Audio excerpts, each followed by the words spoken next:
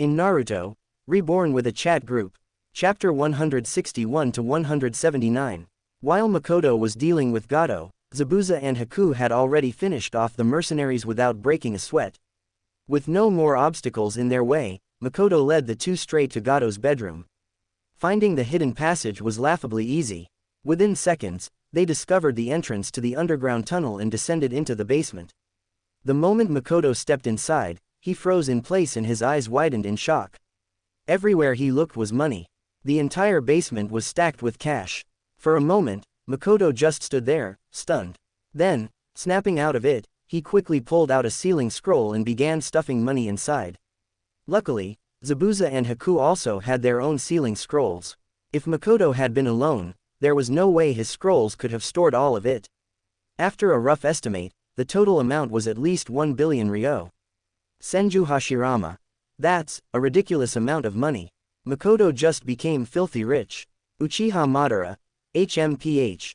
For an ordinary person to accumulate that much wealth, it's obvious he must have done a lot of terrible things. Senju Tobarama. Exactly. Just looking at the state of the land of waves, it's clear that Gato was nothing but a parasite. Now that he's dead, I'd say he got exactly what he deserved. Namikaze Minato. Ha ha ha ha. Gato, did you feel the pain? What a shame. Why'd you have to die so quickly? I really wanted you to suffer longer. Uchiha Madara, Senju Hashirama, Uchiha Izuna, Senju Tobarama, Uzumaki Kushina. Enough, I know what you're all thinking.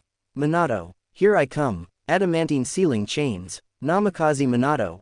Ah, why again? Kushina, have mercy. Flying Thunder God, first step. Ha ha ha ha. Kushina, have you forgotten about my Flying Thunder God technique? Do you really think you can catch me? Sorry, Kushina, but I'm just too fast. Uzumaki Kushina. Damn Minato. How dare you run away after I spanked you just once? If I don't beat you so bad that you can't get out of bed tomorrow, then I'm not an Uzumaki. Just wait. Namikaze Minato. Flying Thunder God, second step. You can't catch me, Kushina. You'll never lay a hand on me. Ha ha ha ha. Uzumaki Kushina. Makoto, do you have any way to stop him? Ito Makoto. Yeah, why? Group member Uzumaki Kushina has gifted group leader Ito Makoto a complete collection of sealing techniques. Ito Makoto. Wow, look at you. This is embarrassing. If you wanted my help, you could have just asked. No need for a gift. Now I feel bad, but don't worry, I got you, Aunt Kushina. I'll lock him down tight. Minato, who had been laughing like a maniac just a moment ago, suddenly froze. His grin faded as a realization hit him. He couldn't move his body at all. Namikaze Minato. Wait. What the hell? Kushina, you actually went and got outside help. Cough. Anyways, shouldn't we, as husband and wife, live in harmony instead of fighting each other? Honey, I'm telling you, violence is not the answer. We should talk this out. Uzumaki Kushina. Hiahe. Minato, you think you're good at running. You should know, in the real world, it's not about speed.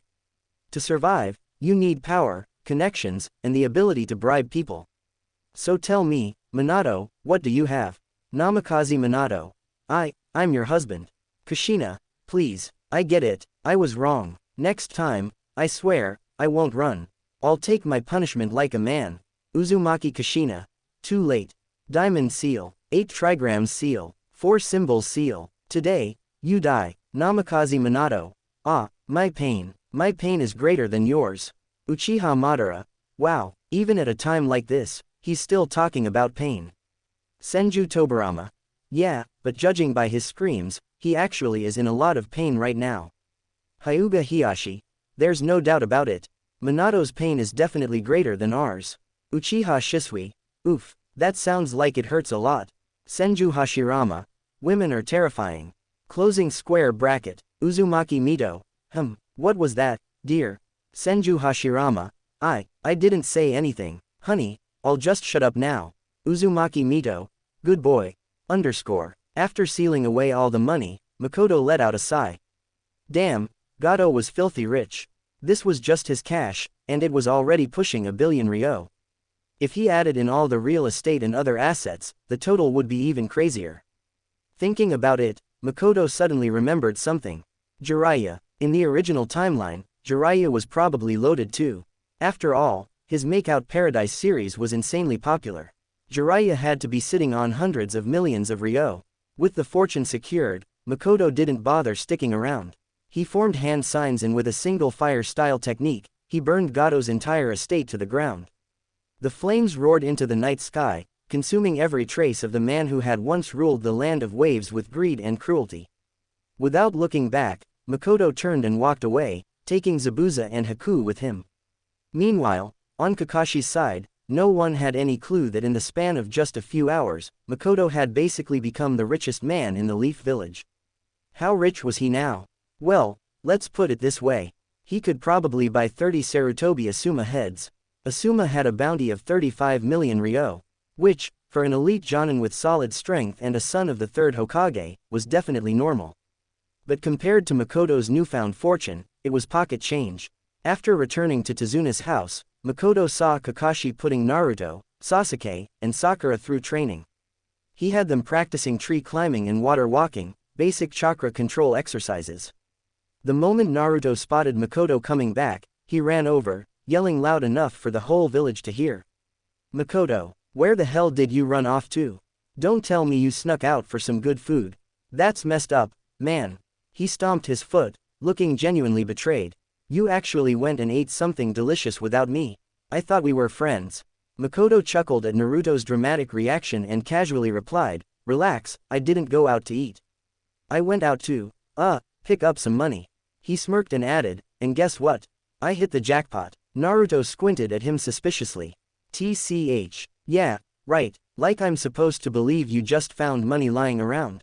Makoto shrugged. "I'm serious. I really did go out to pick up money. If you don't believe me, ask these two." He gestured towards Zabuza and Haku, who were standing nearby. Naruto glanced at them, still skeptical.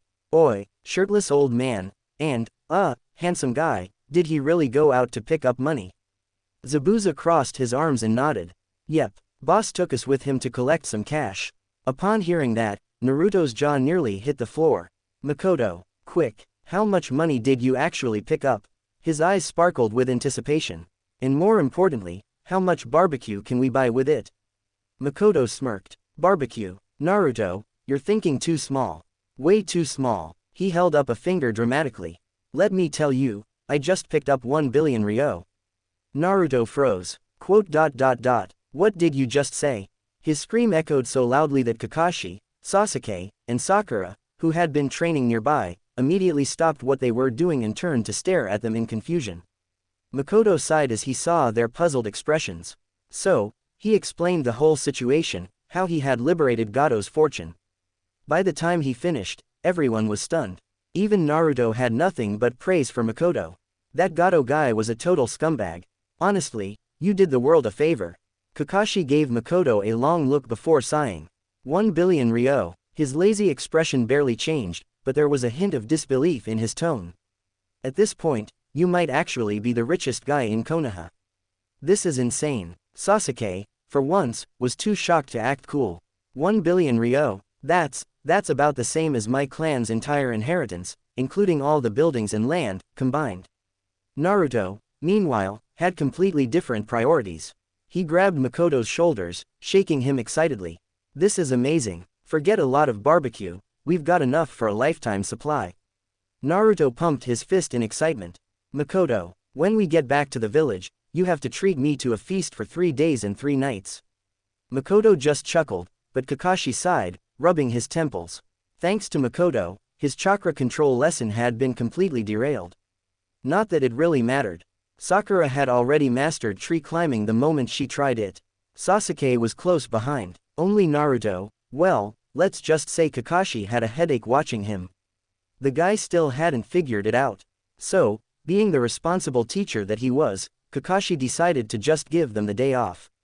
Which meant Naruto, Sasuke, and Makoto, the 3 idiots, naturally grouped up again. Makoto casually waved Zabuza and Haku away. "You two, go talk about love or something." Kakashi yawned and strolled back inside. He was still recovering from using the Sharingan so much, and honestly, his kidneys weren't exactly in top shape. That left just one person standing alone. Sakura. She glanced at her so-called teammates huddled together, whispering and scheming like they were their own separate unit. Am I not part of Team 7? Why do those three look like they are the same team? Her eye twitched. Damn it, the guy the first like is ignoring me, and the guy who likes me is also ignoring me. How did this become my life? Makoto leaned in, looking at Naruto and Sasuke with a smirk. So, you two said you wanted to get stronger, right? Well, I've got an idea. Instantly, their eyes lit up. Makoto, spill it, how are you gonna make me stronger? Naruto asked eagerly. Shut up, idiot, Sasuke snapped. Let him talk. Makoto's smirk widened as he turned to Sasuke. Sasuke, before anything else, let me make you feel pain first. Sasuke raised an eyebrow. Ha, what the hell are you talking about? Makoto didn't answer. He simply met Sasuke's gaze. And in the next moment, Sasuke's world changed. Sasuke was no longer in Tezuna's house. He was inside an illusion. But he didn't know that. In this world, their mission had been successfully completed, and Team 7 was on their way back to Konoha. Everyone was relaxed, chatting and laughing. Then, Kakashi's head flew off his shoulders. Time froze. Blood sprayed into the air. Sasuke's breath caught in his throat. His mind refused to process what he had just witnessed. Kakashi-sensei. His voice came out weak, disbelieving. And before anyone could react, a hooded figure suddenly appeared behind Sakura. A kunai flashed. Her head fell. Sakura. Panic flooded Sasuke's body as the world around him spiraled into chaos. What the hell is happening? The mission was already over, why is this happening now? Zabuza and Haku tried to fight back, but within seconds, they too were executed, their bodies hitting the ground lifelessly. Only three remained. Makoto, Naruto, and Sasuke stood back to back, their breathing ragged, their hands clenched into fists. Makoto's expression was grim as he glared at the shadowy figure before them. Who the hell are you? He demanded. Why won't you show your face? Why are you doing this? The figure let out a low chuckle, then slowly pulled back his hood. Underneath was a man with dark, piercing eyes, a solemn face, and the unmistakable crest of the Uchiha clan. Makoto, in the illusion, didn't recognize him. Who are you? But Sasuke did. His blood ran cold, his breath came in shallow gasp and his hands trembled at his sides. Then, something inside him snapped. His face twisted with pure rage as his eyes widened in horror and fury. You. His voice shook and his nails dug into his palms. You bastard. His Sharingan flared to life, spinning wildly. I'll kill you. A while ago, Naruto, Makoto, and Sasuke were just chatting when, out of nowhere, Sasuke's body tensed up. His head jerked slightly, his fists clenched, and he stopped responding altogether. Naruto blinked in confusion. Makoto, what's up with Sasuke? He was just talking a second ago, and now he's completely zoned out. Makoto casually put a finger to his lips. Shish, he's in my illusion right now. Naruto's eyes widened. What for? I'm using it to stimulate his mental power, Makoto explained. If it works, he might awaken his Sharingan further. He already has 2 Tomo, so if he awakens the third one, his strength will jump straight to Jonin level. Naruto's jaw dropped. Wait, what? That's so unfair, he shouted. So you're telling me that just by unlocking one more little eye thingy, Sasuke goes from Genin to Jonin? Just like that, Makoto shrugged. That's Uchiha privilege for you. Naruto pouted, then suddenly got an idea. His face lit up as he turned to Makoto with an eager expression. Hey, Makoto, Sharingan is so overpowered, can you get me a pair too? Makoto stared at him, completely deadpan. What do you think Sharingan is? A toy? Naruto grinned. Come on, we got money now. Makoto sighed before speaking. Naruto, you can't just buy a Sharingan. It's not a bowl of ramen. It's not barbecue. It's not something you pick up at the store. He shook his head, looking at Naruto like he was the dumbest person alive. While Makoto and Naruto were casually chatting outside, Sasuke was still trapped inside the illusion and experiencing hell. In the nightmare world Makoto had created, he stood face to face with his greatest fear. My foolish little brother, Itachi said with a sigh, shaking his head. After all this time, you're still weak. His Sharingan spun as he stared down at Sasuke with disdain. You are trash, Sasuke. Sasuke's fists clenched so tightly that his nails dug into his palms. Bastard, I won't let you hurt my friends. I'll kill you with my own hands. He roared. Itachi scoffed, his voice dripping with amusement. Your friends? He gestured lazily around them. Kakashi is already dead and that girl, too. And yet, you are trying to act tough. Pathetic. Sasuke's breath hitched. His mind screamed at him to deny his words and to fight back, but before he could move, Itachi disappeared in a blur. A shadow flickered behind Naruto. Itachi reappeared, kunai raised, ready to strike, but before he could, a flash of steel blocked his attack. Makoto stood between them, sword in hand, meeting Itachi's blade with a smirk. "Sasuke, take Naruto and get out of here," he ordered, not taking his eyes off Itachi. "This guy is too strong." Sasuke froze after hearing his words. "But," Makoto cut him off, "I'll hold him off. Once you're gone, I'll figure something out." Sasuke grit his teeth in frustration. Every fiber of his being screamed at him to stay and to fight, but deep down, he knew he and Naruto wouldn't be able to do a damn thing. Sasuke turned to Naruto. "Come on, let's go." "No, I don't want to run away," Naruto yelled, shaking his head. "I don't want to leave Makoto behind." Sasuke grabbed him by the shoulders, shaking him hard. "Shut up, idiot," he snapped. "Do you think staying here will help? You'll just get in his way." His eyes burned with frustration. "Makoto is stronger than both of us. If we stay, we'll only slow him down." Naruto's lip trembled, but he had no words to say. Sasuke didn't give him a choice. Without another word, he grabbed Naruto's wrist and bolted, dragging him toward the village. Boom, boom, boom. Sasuke risked a glance over his shoulder, his heart pounding. Damn it all. Why am I so weak? Why am I still just a genin? Why am I so useless? Makoto, please don't die. But just as he and Naruto neared the village, a figure flickered in front of them. Sasuke and Naruto skidded to a stop, their eyes widening in horror. Itachi was standing right there. His cloak was tattered and his body was stained with blood. It was clear that Makoto had put up a fight. In his hand, he was holding something. A severed head. Naruto's breath caught in his throat. Sasuke's entire body went cold. Itachi smirked, lifting the head slightly. Looking for this. Seeing Itachi standing in front of them, holding Makoto's severed head like a trophy, both Naruto and Sasuke were completely frozen in shock. Sasuke's breath came in ragged gasps, his vision blurred and his whole body trembled violently. It was happening again, just like that night, the night his clan was slaughtered and saw his damned brother mercilessly cutting down their parents. Now, Itachi had returned, and this time, he had killed his best friend. Sasuke felt like he was suffocating. Meanwhile, Naruto's fists clenched, his teeth gritted, his whole body shook with rage and his eyes turned red with fury. "You bastard!" Naruto roared, his voice filled with anger. "I'll never forgive you." His hands flew into a cross sign. Multi-shadow clone jutsu. Hundreds of Narutos erupted onto the battlefield, all of them rushing at Itachi with fury. But Sasuke, he couldn't move. He could only stare as Itachi stood there, still holding Makoto's lifeless head. Why is this happening? My clan, my parents, and now my best friend." Sasuke gritted his teeth so hard they nearly cracked. His nails dug into his palms, drawing blood. "Damn you, Itachi," he screamed, his voice hoarse. "Tell me, why are you doing this?"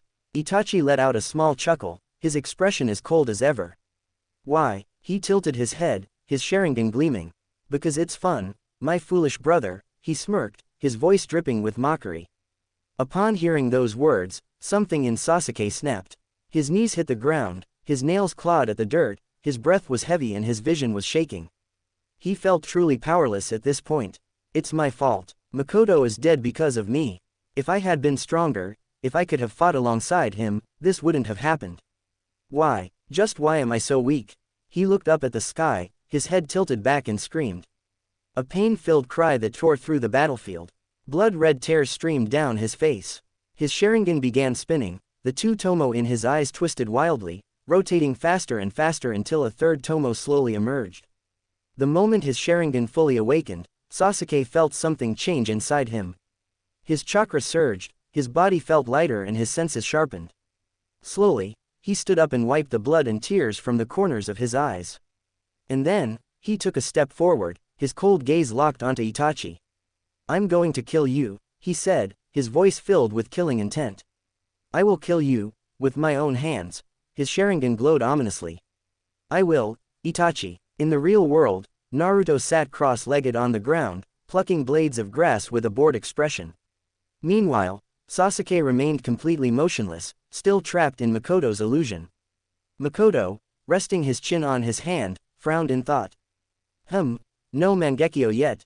It looks like the stimulation wasn't enough. I need to hit him with something even harsher.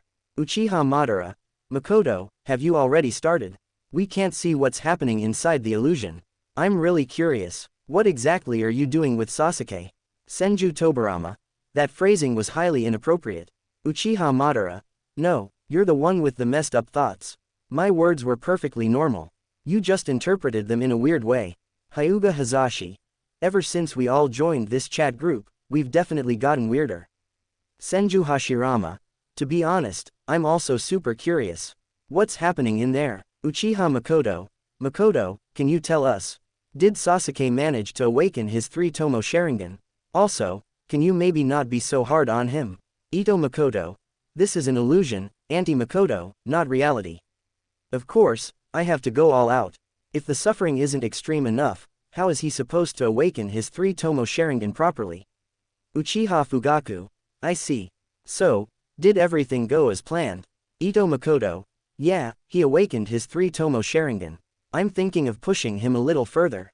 See if I can force him to awaken the Mangekyo. Uchiha Izuna. Wait, he unlocked the 3-tomo that quickly. What the hell did you show him? Ito Makoto. Oh, nothing much. Just a little family reunion. I let him see his dear big brother Itachi in the illusion, then had Itachi kill Kakashi, Sakura, Zabuza, and Haku. Ito Makoto. But honestly, none of that really did anything to him. The only thing that worked was when Itachi chopped off my head. That's what finally triggered his 3-tomo awakening. I am planning to use Naruto as an emotional trigger next. It should be enough to push him into awakening the Mangekyo. Uchiha Madara. Now that is a proper plan. Uchiha Fugaku. Judging from this, Sasuke must hold you in very high regard, Makoto. In our Uchiha clan, the stronger the love, the deeper the hatred, and the greater the power of the Sharingan. Seeing your death was what finally awakened his 3-tomo Sharingan. That means Sasuke must like you very much. Ito Makoto. What do you mean, like, me? Uncle Fugaku, please don't say weird things, please. Uchiha Fugaku. Inside the illusion, Sasuke lunged at Itachi with pure killing intent. But he wasn't the only one. Naruto had already charged ahead with hundreds of his shadow clones, all swarming toward Itachi like an unstoppable wave. Itachi's eyes flicked to Sasuke's newly awakened 3-tomo Sharingan. A smirk tugged at his lips, filled with nothing but disdain. 3-tomo, he scoffed, his Sharingan began to shift. The true power of the Uchiha. A new, more intricate pattern bloomed within his irises. Is the Mangekyo Sharingan. Sasuke barely had time to react before Itachi's fingers clenched around Makoto's severed head. And then, with a single squeeze, Makoto's head exploded into a gruesome mist of blood and bone. Sasuke's pupils shrank and his mind blanked after seeing his actions. His breathing turned ragged and his eyes turned bloodshot. Itachi. Itachi simply ignored him and turned to Naruto. You're next, brat. Naruto charged at Itachi with everything he had. But Itachi barely spared him a glance. In the blink of an eye, he flickered through the clones, cutting them down effortlessly. One after another, they vanished into smoke. Then, Itachi appeared directly behind Naruto, using body flicker technique and a kunai pierced straight into Naruto's chest, right into his heart. No, Sasuke screamed out as he felt his whole world crumbling. Makoto and Naruto, his best friends, were killed and he could do nothing. Naruto coughed up blood, his body trembling. But somehow, he still turned around, his grip latching onto Itachi's cloak with all his remaining strength. His lips curled into a weak smile. Sasuke, ... Run. Blood dripped from his lips and his eyes were filled with pain, but not fear. Run back to the village. I'll buy you time, just run. Itachi wrenched the kunai from Naruto's chest, then, without hesitation, sliced through his throat. Blood splattered as Naruto's body twitched before finally falling, lifeless. But Itachi wasn't done. He grabbed Naruto's head by the hair and tossed it. Naruto's severed head rolled across the ground before coming to a stop, right at Sasuke's feet. Sasuke knelt down, his hands trembling, his breath ragged. His bloodshot eyes stared at Naruto's lifeless face, his mind refusing to accept what he was seeing. This couldn't be real. ... Naruto. His voice cracked. Sasuke's whole body trembled violently, his breath ragged, his mind spiraling into chaos. This is fake. No, this has to be fake. I must be dreaming. This isn't real. This can't be real. His fingers dug into his scalp, nails pressing hard against his skin as his entire body felt like it was being crushed under the weight of despair. Let me wake up. His voice echoed through the endless void of the illusion. But nothing changed. No one woke him up and told him it was a dream. Naruto's lifeless head rested in his trembling hands. Sasuke choked back a sob, his bloodied fingers gently cradling his best friend's face. You idiot. His voice was barely above a whisper. You loser. How could you die? His grip tightened, nails digging into Naruto's cold skin. Didn't you want to be Hokage?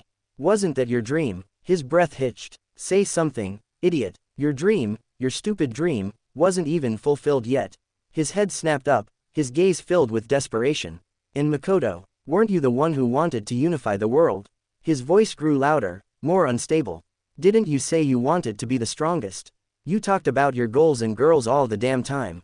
So why did the two of you die so easily? His whole body shook uncontrollably. Didn't you both have dreams to fulfill? His voice cracked. You too. His grip on Naruto's head loosened. You two liars. His head felt light, his consciousness barely holding on. Sasuke slowly lifted his gaze to the sky, but there was no sky anymore. Everything was black and white. The world had lost its color. The trees, the ground, the clouds, everything was drained of life. Only one color remained, the blood-red tears streaming from the corners of his eyes. In the real world, two streaks of blood and tears ran down Sasuke's face. Naruto, who had been pulling weeds out of boredom, looked up and was immediately freaked out. His eyes widened as he pointed at Sasuke in shock. Makoto, look at Sasuke's eyes. They are bleeding. What the hell is going on? Makoto glanced at Sasuke and waved his hand dismissively. Relax, it's fine. Once this is over, Sasuke's gonna get a serious power boost. Even with Makoto's reassurance, Naruto still looked uneasy. His gaze lingered on Sasuke, full of concern. Meanwhile, inside the illusion, Sasuke was kneeling on the ground, his face completely blank. In his arms, he held Naruto's lifeless head, blood and tears dripping onto the grass below. He didn't say a word, just stared up at the sky in eerie silence.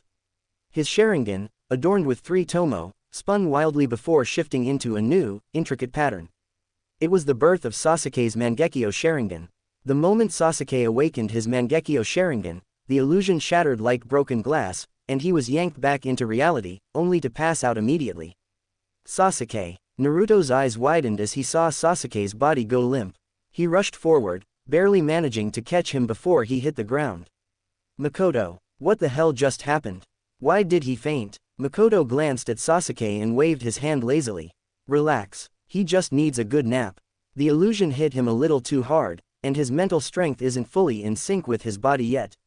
He'll be fine after some rest. You sure? Naruto scratched his head, still worried, but gently laid Sasuke down. Uchiha Makoto, is Sasuke okay? Why did he faint? Uchiha Izuna, he should be fine. When the Sharingan evolves suddenly, the surge in mental power can be overwhelming. Ito Makoto, yeah, mission accomplished. Sasuke successfully awakened his Mangekyo Sharingan. Senju Hashirama, Mangekyo Sharingan. That easily? This method of awakening is ridiculous. If the Uchiha clan were still around and everyone went through this, wouldn't the whole clan have Mangekyos? Uchiha Madara, it's not that simple. First, not every Uchiha can even awaken the basic Sharingan.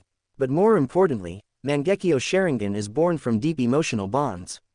If an Uchiha doesn't have enough love in their heart, they'll never awaken it, no matter what they experience. Sasuke must have gone through something unforgettable in that illusion, something devastating. Otherwise, his Sharingan would have never evolved into a Mangekyo. Senju Hashirama. Wait, so what exactly happened in that illusion? First, Makoto died, and that pushed Sasuke to unlock his 3 tomo Sharingan. But what triggered the Mangekyo? Ito Makoto. Oh, that. Well, Itachi straight up beheaded Naruto in front of Sasuke. Then, just for fun, he threw Naruto's severed head at him like a ball. Senju Hashirama. This is love. True love. Uchiha Madara. Love my ass. This is obviously a bond. Hey, Hashirama, can you stop spouting nonsense for once? Uchiha Makoto. Exactly. Lord First, please stop. This isn't some weird love, like the one you had with our ancestor. This is a pure, genuine bond between my son Sasuke, Naruto, and Makoto. Uchiha Madara, him. When you talk about him, could you not drag me into it? Senju Tobirama. In any case, Sasuke's talent must be exceptional. If he weren't talented enough, he probably wouldn't have been able to awaken the Mangekyo at all. And on top of that, he has an incredibly strong emotional connection. What a good kid, Uchiha Izuna. Whoa, hold up. Did I just hear you praising an Uchiha? Aren't you the same Tobirama who spends every day calling us cursed, dangerous, and evil? So what's the deal? Is Sasuke no longer one of those evil Uchihas in your eyes? Senju Tobirama. Shut up, you evil Uchiha. Uchiha Makoto, but Sasuke is still unconscious. Are you absolutely sure there's nothing wrong with him? Uchiha Fugaku. Relax, dear. He's perfectly fine. This sleep is just his body adjusting to the sudden surge in power. During this time, his mental strength and chakra will skyrocket, and when he wakes up, he'll have grown to an elite Jonin level. And with the power of the Mangekyo Sharingan, he'll probably be close to Kage level the moment he opens his eyes. Uchiha Makoto. Oh, that's such a relief. I don't care if he becomes the strongest or not, as long as Sasuke is safe, that's all that matters. Senju Tobirama. I'm already looking forward to seeing how these kids turn out. Makoto will probably surpass even my brother one day, especially with all of us backing him. Sasuke is already at this level as a teenager. Just imagine what he'll be like after another 10 years of training. If Naruto can solve the issue with the Nine Tails chakra, his strength will explode instantly. These three idiots really make me excited for the future. Hyuga Hazashi. Lord Sekken, aren't you forgetting someone? What about Sakura? Senju Tobirama. Sakura, oh, right, if you hadn't mentioned her, I probably wouldn't have remembered. But let's be real, she's miles behind those three. How the hell is she supposed to catch up? It's basically impossible. Makoto chuckled after reading Tobirama's messages. Guess he hasn't seen Sakura's genjutsu yet. After all, in the world of illusions, Sakura wasn't just strong, she was the strongest. Her genjutsu mastery had earned her a reputation among the fans, and one phrase had become legendary. I've caught up with you, Naruto and Sasuke. Oh, wait, that's not illusion, it's delusion. Welcome to Fanfic Audiobook, your go-to place for immersive audiobooks. If you enjoy the content, don't forget to like the video and subscribe to our channel for more amazing stories. Back in the real world, Sasuke lay quietly on the grass, fast asleep. But even in his sleep, his brows were furrowed, making it obvious that whatever he was dreaming about wasn't pleasant. Meanwhile, Naruto turned to Makoto, his eyes full of anticipation. Makoto, is it my turn now? Do it with me too. You made Sasuke pass out. Are you gonna make me pass out as well? Makoto's eye twitched. What the hell is this kid saying? Senju Tobirama. Tisk tisk tisk tisk. Minato, your son is truly something else. He want to do it with Makoto and pass out like Sasuke. Why does that sound so disturbing? Hitaki Tsukumo. So, what's the plan for Naruto, Makoto? Are you also going to make him faint? Might die? Tsukumo, this is the burning passion of youth. Let's do it together. Youth must not be allowed to faint. Hitaki Tsukumo. Get lost, you lunatic. Ito Makoto. I swear, Naruto's way of speaking is always weird. I can never tell if he's doing it on purpose or if he's just naturally like this. Uzumaki Kushina. Namikaze Minato. It's time for Naruto to feel pain too. Hehehehe. Ito Makoto. Sigh, like father, like son. Uzumaki Kushina. Minato, you damn idiot. You're gonna feel the pain first. Namikaze Minato. Back in the real world, Makoto stared at Naruto, completely speechless. Alright, I get it. Just stop saying weird stuff like that, okay? Before I help you, there are a few things I need to explain first. Naruto, eager as ever, nodded so fast he looked like a baby chick pecking at rice. Yeah, I get it, just tell me already, Makoto. Makoto let out a sigh, then leaned back against a large tree, shifting into a comfortable position. Beside him, Sasuke was still fast asleep, while Naruto sat across from him, practically vibrating with curiosity. What I want to tell you is about you. First of all, do you know why so many people in the village call you the nine-tailed demon fox? I doubt you fully understand it, He locked eyes with Naruto. You're obviously just Naruto, so why do they call you a demon fox? The moment those words left Makoto's mouth, Naruto's excitement faded. His eyes dimmed slightly. Yeah, why, I'm Naruto, just an ordinary person, so why does everyone call me that? Why do they look at me like I'm a monster? Why do they hate me? Naruto had asked himself these questions countless times. But instead of speaking, he stayed quiet, waiting for Makoto to continue. Makoto exhaled. The truth is, there really is a monster inside you. The nine-tailed demon fox is sealed within your body. Naruto's eyes went wide after hearing his words. Of course, calling it a demon fox isn't entirely accurate, Makoto added. It's actually a tailed beast. The second he heard that, Naruto jumped to his feet, patting himself all over like he was trying to find a hidden pocket on his body. His head darted side to side, eyes scanning his arms, legs, and stomach. Makoto, what? A monster inside me? No way, that's impossible. I've never felt anything like that before. He paused, staring at Makoto with an uncertain expression. Wait, you're not messing with me, right? This isn't some kind of weird joke. Makoto raised an eyebrow. You do know about the seal on your stomach, right? Naruto blinked. Then, without hesitation, he lifted his shirt and pointed at his belly.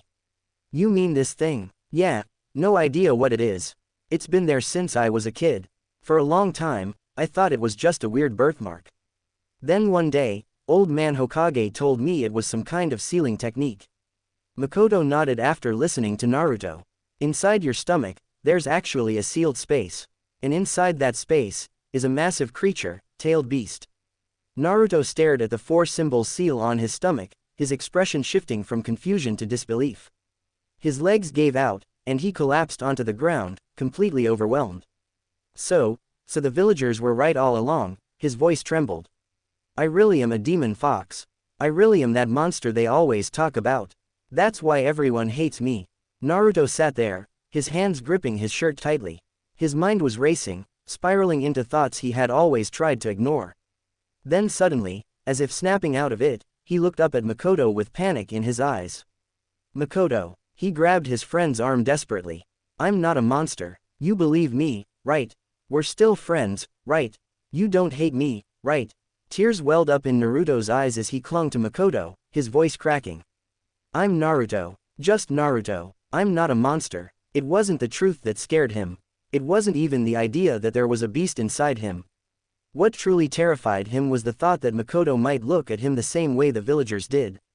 And that his best friend might abandon him too. Makoto looked at the panicked Naruto and shook his head with a laugh. What the hell are you freaking out about? So what if there's a tailed beast inside you? What's the big deal? He smirked. I've got dozens of them in my body right now. Naruto froze upon hearing his words. His brain short-circuited for a second. Wait. What? Dozens of massive chakra monsters? Inside Makoto? There is no way that's true. He has to be lying to make me feel better. Makoto, you don't have to try so hard to comfort me, Naruto muttered, rubbing his nose. Just knowing you still see me as a friend is enough. He clenched his fists. No matter what anyone says, whether they call me the Nine Tails, the Demon Fox, or whatever, I am Naruto. And I'm gonna become Hokage and make everyone acknowledge me. Makoto sighed. You really don't believe me, huh? With a shrug, he lifted up his shirt. Since he had constructed his own sealed space using the four symbols technique, dozens of nine-tailed foxes were now chilling inside his body. Look at this tattoo, he pointed at his stomach. Recognize this pattern? No, wait, why am I calling it a tattoo? Bah, it's the same four symbols seal as yours. Naruto's jaw dropped. He leaned in, carefully examining Makoto's stomach. Quote. Wait a minute, it is the same. Then, his eyes sparkled mischievously. Makoto. Naruto grinned. So when did we get matching tattoos? Hey, I didn't expect you to be so bold. Makoto's face went stiff and cold sweat ran down his back. What did you just say? Naruto clasped his hands together, looking embarrassed. Well, getting matching seals is kinda like getting a couple's tattoo, right? This is a little embarrassing. Makoto nearly choked on air. The hell are you getting embarrassed for? It's not a tattoo. It's the four symbols seal. And we are not matching tattoos, damn it. Meanwhile, Sasuke, who had been peacefully sleeping, suddenly twitched. His fingers clenched slightly, his brow furrowed even deeper. Even unconscious, he instinctively rejected the nonsense happening nearby. Senju Hashirama. Ha ha ha, Naruto is hilarious. Matching tattoos, what a great idea. Hey, Madara, when are we going to do that?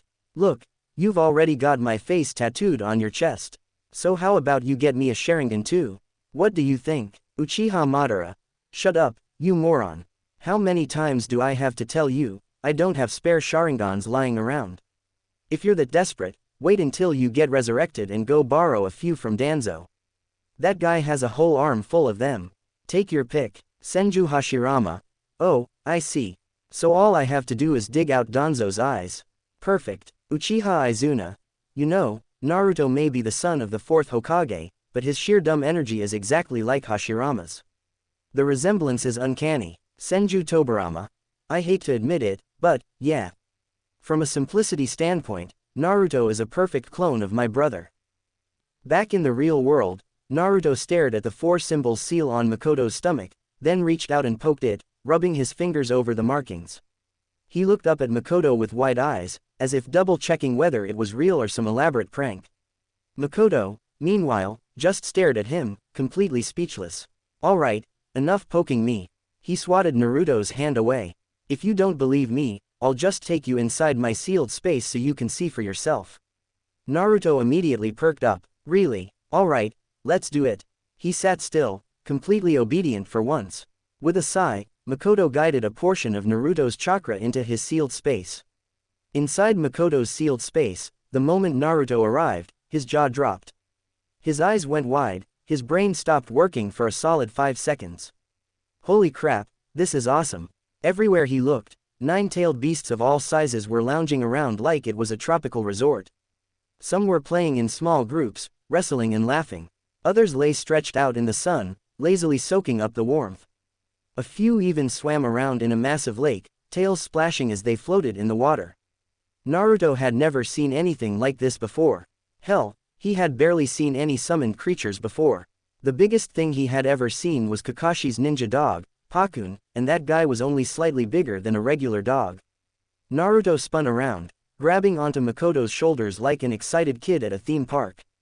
Makoto, these are the big monsters you were talking about. This is insane, and they look so cool. But before Makoto could answer, the entire pack of 9-tailed beasts suddenly turned their heads and spotted them.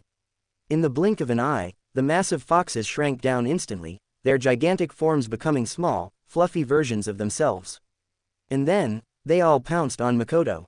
Before Makoto could react, he was completely swarmed by dozens of tiny 9-tails, clinging onto him like a bunch of hyperactive puppies. Within seconds, Makoto was buried under an avalanche of many-tailed beasts. Naruto stood there, stunned for a second, and then he burst out laughing. Ha ha ha ha, Makoto, you look like a walking fur coat. Makoto looked at Naruto with a hint of confusion. You're not scared of them? He asked, raising an eyebrow. I mean, they're huge, and they don't exactly look friendly. Aren't you even a little freaked out? Naruto just shook his head vigorously, his eyes shining as he stared at Makoto, who was still buried under a pile of fluffy, miniature 9-tailed beasts. Scary? Are you kidding? He practically shouted. These guys are adorable. This is the big scary monster you were talking about. No way. If anything, I wish I had one. Makoto chuckled at Naruto's excitement. You do have one, he said with a smirk. It's sealed inside your stomach. But your version might not be exactly what you're imagining. He scratched his cheek. His temper isn't as good as these little guys. The moment those words left his mouth, the dozens of tiny 9-tails perked up and immediately began shouting in unison. That's right, how can that stupid fox be as cute as us? Ugh, he's inside this kid, right? I could smell his grumpiness the moment Naruto stepped in. That fox is always angry. No chill whatsoever. Unlike us, we actually love our master. How could that grumpy fox ever treat his master as well as we do? Naruto stood there, overwhelmed by the cuteness in front of him. At this moment, he abandoned all previous fears about the 9-tails. Holy crap, what if my 9-tails was this cute? That would be the coolest thing ever. After just a short time playing with the mini 9-tails, Naruto was completely obsessed. Meanwhile, inside his own sealed space, the real Kurama was not having a great time. Inside Naruto's sealed space, Kurama paced inside his cage, his massive claws scraping against the floor. His tails flicked back and forth in agitation. What the hell is going on? He roared. He could feel the presence of his other half's chakra. No, not just one, but dozens of them. Kurama slammed his paw against the iron bars. Did my other half actually get chopped up? That's impossible. Who the hell would have the guts to dismember me? He growled in frustration and lashed out, repeatedly smashing his claws against the cage. But no matter how hard he struck, the four symbols seal held firm, unbreakable as ever. Naruto grabbed Makoto's sleeve, his eyes practically sparkling with excitement. Makoto, can I see the 9 tails inside me? You said I have one too, right? He clapped his hands together. Can I please take a look? Is my 9 tails as cute as yours? Can he also turn into a fluffy little furball? Makoto let out a sigh. If you really wanna see him, fine. But I'm warning you, your 9 tails is nothing like mine. He's not the friendly type. With that, Makoto and Naruto left the sealed space and redirected their chakra into Naruto's own sealed space. The second they arrived, Makoto wrinkled his nose. The atmosphere here was completely different from his own sealed space. It was dark, cramped, and damp, a total contrast to the bright, open, sunny environment inside Makoto's seal. Water pooled all over the ground, reflecting the dim, flickering light. And in front of them, a massive iron cage loomed, trapping an enormous, terrifying figure inside. The moment Kurama potted Naruto and Makoto, his crimson eyes gleamed with pure rage. You damn brat! His roar shook the entire sealed space, his booming voice echoing through the darkness. After all these years, you finally show up. I'm going to tear you apart. He slammed his massive paw against the cage. The entire space rumbled as Kurama repeatedly smashed the iron bars, his furious howls shaking the ground beneath them. Senju Hashirama. Now this is the 9 tails I remember. But honestly, compared to him, I still think that little pack of mini 9 tails is way cuter. Uzumaki Kushina. After all these years, this stupid fox's temper is just as bad as ever. Namikaze Minato. Time to make him feel the pain. Makoto, go beat him up. Makoto looked at Kurama, who was still slamming his massive paws against the cage, roaring in frustration. Instead of being intimidated, Makoto just smirked. Naruto, on the other hand, was practically starry-eyed. His face lit up in admiration as if he hadn't heard Kurama's words. Whoa, so cool. He took a step closer, staring up at the giant fox. Kurama, can you shrink down? Just like Makoto's 9 tails, can you turn tiny? I wanna hug you too. Kurama's paw, which was about to smash against the bars again, halted in the air. Single quote. What? For a brief moment, the legendary 9-tailed beast, the strongest of all tailed beasts, the one who had nearly destroyed the Leaf villages in a single night, was left completely speechless. Why the hell aren't these two brats afraid of me? More importantly, how the hell does Naruto know my name? And why the hell is he looking at me with the eyes of someone admiring a cute little pet? Kurama's eye twitched violently. I am the 9-tailed fox. I am the strongest tailed beast. I am not some house pet. Grah, brat, Kurama bellowed, snapping out of his shock. He smashed his paw against the ground, shaking the entire sealed space. Are you mocking me? Damn it, I'll kill you. His tails whipped violently behind him. And damn you too, Minato. And Kushina, you sealed me into the body of a complete idiot. When I get out of here, I swear I'm destroying Konoha. Naruto crossed his arms and pouted. HMPH, not cute at all. You're way less cute than Makoto's little 9 tails. The moment those words left his mouth, Kurama's entire body jerked. His ears twitched. His tails froze mid-motion. Single quote. What did this brat just say? What do you mean, those 9 tails? Where else have you seen me? His giant head snapped toward Makoto. Wait, Makoto, you mean this kid? Kurama finally focused on Makoto, realizing he had been standing there the entire time. He narrowed his massive eyes and then, his pupils shrunk. You, Kurama lashed out, slamming his paws against the bars again. Who the hell are you? Why do you have my other half's chakra? Shouldn't my other half be inside the 4th Hokage? What the hell is going on? Naruto, completely ignoring Kurama's rampage, just plopped down on the floor, still pouting. HMPH, Kurama, you're really not cute at all. At those words, Kurama flopped onto the ground, letting out deep, heavy snorts of hot air. His massive body deflated slightly as he lay there, completely defeated. He was still reeling from what had just happened. But one thought kept echoing in his head. Single quote ... This brat just called me ugly. Makoto smiled calmly as he looked at Kurama. Kurama, I didn't come here to fight. I just want to have a proper chat with you. He crossed his arms, leaning slightly against the bars of the cage. I don't expect you to suddenly become best buddies with Naruto, but at the very least, can you stop interfering with his chakra? He glanced at Naruto, who was still pouting on the floor. Naruto's actually a really good guy. If you give him a chance, I bet you two could end up as great partners. Kurama snorted loudly, his tail slamming against the floor in irritation. Tisk, why the hell should I listen to a brat like you? Who do you think you are? And don't try to dodge the question. Why do you have my other half's chakra? What the hell happened? Where is it? And another thing, get me out of here. Kurama slammed his paws against the cage with a thunderous boom. If you don't let me out, I swear, one day, I'll kill both of you. Uchiha Madara, oh, is this damn mutt getting arrogant? Makoto, show him your Mangekyo Sharingan. Just blink twice. Uzumaki Kushina, forget the Sharingan. Just use the chains to tie him up tighter and hang him up like laundry. Let's see if he still wants to mess with Naruto's chakra after that. Senju Hashirama. Just use the wood human technique and pick him up like a chicken. Makoto just stood there, smiling at Kurama without saying a word. The Nine-Tails narrowed his eyes, feeling an odd sense of unease.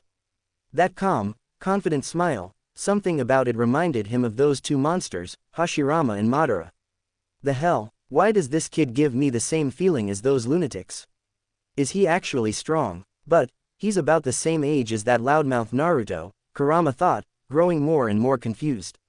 Meanwhile, Makoto and Naruto were still looking up at the giant fox. Makoto glanced at Kurama's massive form and frowned. Tisk, I hate looking up at people, he muttered. He then turned to Naruto and grinned. Oi, let's get some better seats. Naruto blinked. Huh, seats? Where? There's literally nothing here. He looked around, but this weird sewer-like mindscape had no high ground whatsoever. Where the hell are we supposed to stand? Kurama said nothing. He just kept his sharp eyes on Makoto, trying to figure out what was so damn dangerous about him.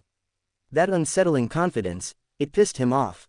Makoto suddenly clapped his hands together and formed a series of hand signs. All right then, wood style, wood human technique.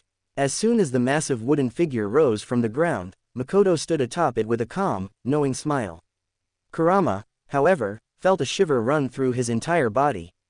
The moment he laid eyes on that damn wooden man, memories came rushing back, painful, humiliating memories.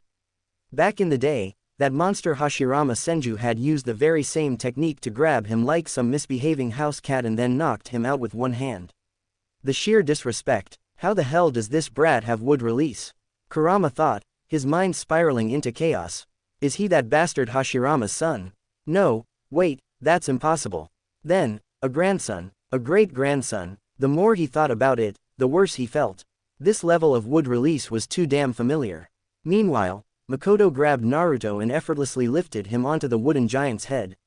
Naruto's eyes went wide as he took in the massive wooden figure beneath them. His mouth practically started watering. Makoto, what the hell is this? This is amazing, he shouted, practically vibrating with excitement. Why have you never used this before? Can you teach me? Come on, man, I wanna learn it too. Makoto glanced at the overexcited Naruto and let out a chuckle. Sorry, but this is a Kekkei Genkei, the rarest and most powerful kind, he explained. It's called wood release, and it can't be learned. Either you're born with it, or you're out of luck. Naruto's excitement dimmed just a little. Oh, so it's like that thing Sasuke has, huh? He muttered, rubbing his chin thoughtfully. He vaguely remembered something about Kekkei Genkei. Right, that tadpole thingy in Sasuke's eyes is a Kekkei Genkei too. So that means, Makoto has one too. At this moment, all of Kurama's arrogance had vanished. For the first time in years, the massive nine-tailed fox was the one looking up, not down. His sharp eyes locked onto the boy standing confidently atop the wooden giant. Kid, your name is Makoto Ito, right? Kurama's deep voice rumbled through the sealed space. Who the hell are you? How do you have wood release? Your last name ain't Senju. So how the hell is this possible? What's going on here? Makoto chuckled. Oh, Looks like you're finally ready to listen. Guess I needed to show you a little proof first, huh? He spread his arms wide, standing tall atop the wooden giant. But don't worry, Kurama. I've got more. A lot more. His grin widened as he threw his arms forward. Now, let's take a trip down memory lane. Time to relive some glorious moments from your past. Adamantine ceiling chains. With a burst of chakra, golden chains shot out from his body, weaving through the air like massive, writhing tails. Kurama's eyes widened in sheer horror. The instant those chains appeared, his instinct screamed at him to run. His massive paws scrambled backward, but he hit the back of his cage.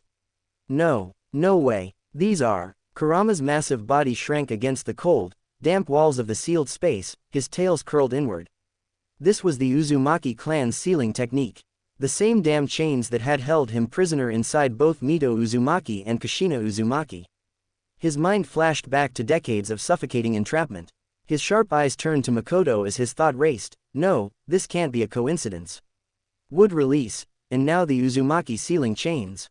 That's it. This brat, he must be that damn monster Hashirama's grandson.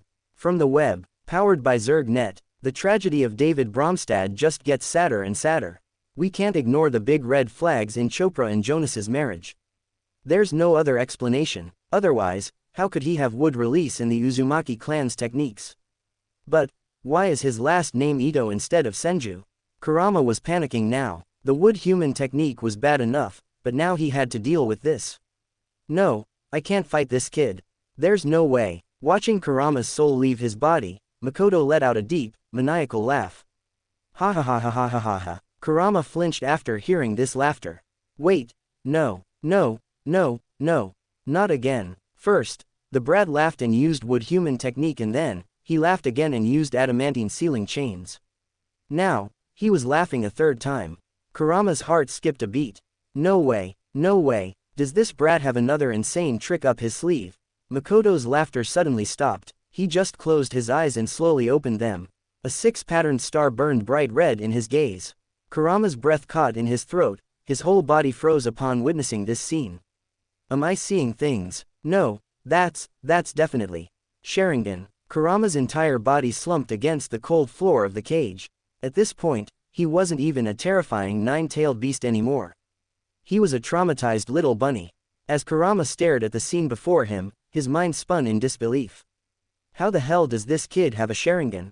He's obviously not an Uchiha, so what's going on? His confusion only deepened. He has that damn monster's wood release, the hot-blooded redhead's sealing technique, and now even that bastard Uchiha's Sharingan. How the hell does one person end up with all of these powers? What kind of bullshit is this? As Kurama wrestled with the absurdity of it all, a sudden realization hit him like a bolt of lightning. His sharp fox brain put the pieces together, and the conclusion he reached was so ridiculous, even he found it hard to believe. Wait a damn second, could this kid be the descendant of Hashirama and Madara's secret love child? Feeling like he had uncovered some hidden truth of the world, Kurama immediately shouted, I got it. You brat, you must be the grandson of Hashirama and Madara's illegitimate love child. On the other side, Makoto was still laughing until those words reached his ears. His entire face twitched as his brain short-circuited. For a second, he just stood there, completely speechless. Then, after taking a deep breath, he turned to Kurama with an expression of pure exasperation. Are you fucking stupid? Kurama blinked in confusion. Do you have any fucking brain cells left? Like, at all? Makoto asked. Grandson of Hashirama and Madara's illegitimate child. First of all, could they even have a child?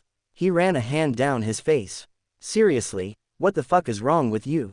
Did you hit your head? Did you finally lose your damn mind from being sealed for too long? Makoto shook his head in pure disbelief. How the hell did your dumbass even come up with something that insane? Are you a fucking idiot fox? Like, genuinely, are you mentally challenged? Senju Hashirama, Uchiha Madara. The fuck did that damn fox just say? A bastard child between me and Hashirama. Has that mud lost his goddamn mind? Somebody shut him up and beat his ass. Senju Tobarama. For once, I agree with Madara. This fox is dumber than my brother, and that's saying something. Uzumaki Mito. Honestly, are we really surprised? He's a tailed beast. He doesn't have a brain, just pure chakra and bad temper. Senju Tobarama. Uchiha Madara. Senju Hashirama. Back inside the sealed space, Makoto and Naruto sat atop the massive wooden human, towering over the nine tails. Adamantine sealing chains wrapped tightly around Kurama, binding him in place, while Makoto's Mangekyo Sharingan glowed ominously in his eyes. Suppressing the urge to smack the giant fox, Makoto crossed his arms and asked, "So, what do you think, Kurama? Any thoughts on my proposal? Can you try to get along with Naruto?" He sighed and shook his head. "Look, I'm not the kind of person who likes to fight. I'd rather settle things peacefully. But let's be real, you really don't want to get your ass kicked by some random kid, do you?" Hearing this, Kurama slowly peeked through a tiny gap between his claws, cautiously glancing at Makoto before quickly covering his eyes again. I get it already. I won't mess with Naruto's chakra anymore. Just put these damn things away first. Hyuga Hazashi. This is the legendary Nine Tails. The strongest of all the tailed beasts. Ain't he a little too easy to negotiate with? Hitaki Sakumo. Yeah, kinda expected him to be, I don't know, scarier. Uchiha Madara. Scary. Do you even see what he's up against right now? How the hell could he not be scared? Hashirama's wooden human technique could restrain him like a damn pet. I could control him with a single blink. And let's not forget, he's been sealed inside Mito and Kushina before. Those two weren't exactly gentle with him either. Now, all of those powers that gave him severe trauma are packed into one person. If you were in his shoes, would you not be pissing yourself too? Yuhi Shinku. You know what, that actually makes a lot of sense. Senju Tobarama. This isn't cowardice. This is called listening to your survival instincts. Senju Hashirama. Ha ha ha ha ha ha. As soon as Makoto heard Kurama's words, he immediately withdrew the sealing chains, deactivated his Mangekyo Sharingan, and released the wooden human technique. In that case, Kurama, let's make a deal, Makoto said with a smirk. Try to get along with Naruto, and don't interfere with his chakra anymore. He patted Naruto's shoulder. I have a feeling you two will be great partners in the future. Kurama gave a reluctant nod, but deep down, his thoughts were running wild. This kid is an even bigger monster than Hashirama, Madara, and Mito combined. Sharingan, wood release, sealing techniques, all in one person. That's just not fair. His gaze flickered toward Naruto. In comparison, this blonde idiot looks way more manageable. He's stupid enough that I can probably fool him. Worst case scenario, I'll just trick Naruto into unsealing me and make a break for it. I can definitely find a place to live in peace. As Kurama started calming down, he turned his attention back to Makoto and narrowed his eyes. Alright, now explain something to me. His massive tail swayed behind him. Why do you have my other half? He demanded. My missing chakra should be inside that damn Minato. Makoto didn't say a word. Instead, he reached into his sealed space and pulled out a tiny nine tails. Kurama froze after seeing this scene. Makoto grinned, holding up the miniature fox. Are you talking about this little cutie? Before Kurama could respond, Makoto pulled out another one. Now, he had one in each hand, cradling them like two fluffy kittens. He smirked. This is my Kurama, and honestly, they're both way cuter than you. Kurama's jaw dropped in shock. The hell, two? How the hell were there two of me? And more importantly, judging by their chakra, they weren't even split. They're both complete half. What kind of sick joke is this? Makoto casually tossed his chibi Kuramas back into his sealed space. Then, turning back to the stunned nine tails, he grinned. Oh, by the way, he said, voice full of amusement, I still have dozens more inside me. Makoto clapped his hands together. If you behave in the future, I might even give you one and let you become whole again. How about that? His smile widened as he said, sounds like a pretty sweet deal, huh? So, when you've got nothing better to do, help Naruto out, yeah. You get me. Kurama didn't even respond. He was too busy trying to process what the hell he just heard. There are dozens of me, inside this brat. At first, he wanted to dismiss it as nonsense, but he had already sensed multiple pieces of his own chakra from Makoto before. And the worst part, this kid just casually pulled out two full versions of himself in front of him like it was no big deal. Kurama turned to look at Naruto again. Tisk. Damn it, there's no way out of this, huh? Guess I really do need to play nice with this brat now. As that thought settled in, frustration boiled inside him. Because the truth was, every single person in Konoha was a goddamn lunatic. When that monster Hashirama showed up, he said my power was too dangerous and decided to seal me away like I was some kind of collectible. Who's the real monster here? That bastard picked me up like a baby chick with a single jutsu.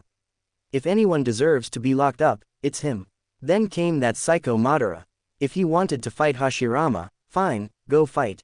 But no, he just had to drag me into it, didn't he? 1 second, I'm chilling in a forest, and the next, he blinks at me with his stupid Sharingan, and I'm his puppet and throwing hands with Hashirama. And then I get my ass beat for no reason. And even when I fought alongside that bastard Madara, we still lost. And that wasn't even the worst part. After that humiliating loss, he was imprisoned inside the bodies of 2 different Uzumaki women, and that was where the real nightmare began. Those 2 crazy bitches, if they were happy, they'd pull me out and beat me for fun. If they were upset, they'd beat me even worse. I was literally getting my ass kicked daily for no reason. Then, I finally saw an opportunity when Kushina was giving birth, and I managed to break free, only to be greeted by another Mangekyo Sharingan. I just wanted freedom. What did I do to deserve this? I hadn't even been out for a full minute before I got controlled again. And just when he thought it couldn't get any worse, Minato Namikaze happened. That stupid blonde idiot didn't just seal me, he cut me in half. He literally split me in half and stuffed me inside his own son. And now, another monster had appeared. Makoto. Kurama trembled as he stared at him. I just want peace. Why does this keep happening to me? Wood release, Mangekyo Sharingan, and a sealing technique. What kind of monster is this? Was I born just to be bullied? Is there no one out there speaking up for the tailed beasts? This is oppression. This is cruelty. I'm so pissed off. After wrapping up their conversation with Kurama, Makoto and Naruto exited the sealed space. Kurama had agreed to cooperate, though Makoto could tell he was already scheming in his own way. Still, as long as Naruto handled things well, they'd get along just like in the original story. Besides, with Naruto's straightforward, dumb personality, it was only a matter of time before he completely tamed Kurama's Tsunere ass. Back in the real world, Sasuke was still sleeping, while Naruto was looking around with curiosity. His eyes eventually landed on the 4-symbol seal on his stomach, and he fell into deep thought. The longer he thought about it, the more something bothered him. Makoto's sealed space was vast forest, filled with flowers, almost like a paradise. Compared to that, the one inside his body was a depressing, disgusting sewer. Makoto, he suddenly asked, is there any way to fix Kurama's living conditions? That place looks awful. I want him to have somewhere nicer, you know. Maybe with mountains, rivers, and some nice scenery. Makoto chuckled and shook his head. If you really wanna do that, you'll have to learn the 4-symbol seal first, he explained. Your sealed space is structured entirely by that seal, so if you understand how it works, you can reshape it however you want. Naruto nodded enthusiastically. Got it, then I'm counting on you, Makoto. His fists clenched with excitement. Teach me the 4-symbol seal. I gotta fix Kurama's living space first. Deep inside Naruto's sealed space, Kurama could now fully sense everything happening outside. And when he heard Naruto's words, the fox snorted loudly. Tisk, don't think I'll be grateful just because of that, brat. With an exaggerated huff, Kurama flopped onto the ground and curled up, pretending not to care, but his massive tails were wagging behind him like a happy dog. Makoto wasted no time in teaching Naruto the 4-symbol seal.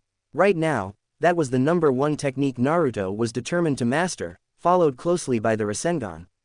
As Makoto guided him through the basics, he couldn't help but notice just how insane Naruto's chakra levels were. Holy shit, this kid's chakra is on another level, he thought. Yep, he's definitely an Uzumaki all right. Even for someone used to absurd power levels, this was ridiculous. If I didn't have the chat group, I probably wouldn't even have 1% of Naruto's chakra. I might have been even worse than chakra-deprived, kidney-failing Kakashi. Naruto, on the other hand, was feeling something completely different. For the first time in his life, his chakra actually felt smooth. It flowed easily, responding to him without resistance. Wait a minute, now that he thought about it, whenever he trained before, his chakra was always hard to control. It felt like it had a mind of its own, constantly slipping away or refusing to move properly. But now, it was perfectly under his command. So it really was Kurama messing with me this whole time. Uchiha Madara. Looks like Naruto's got some real talent. Senju Hashirama. Yeah, before this, the Nine Tails was messing with his chakra control, holding him back.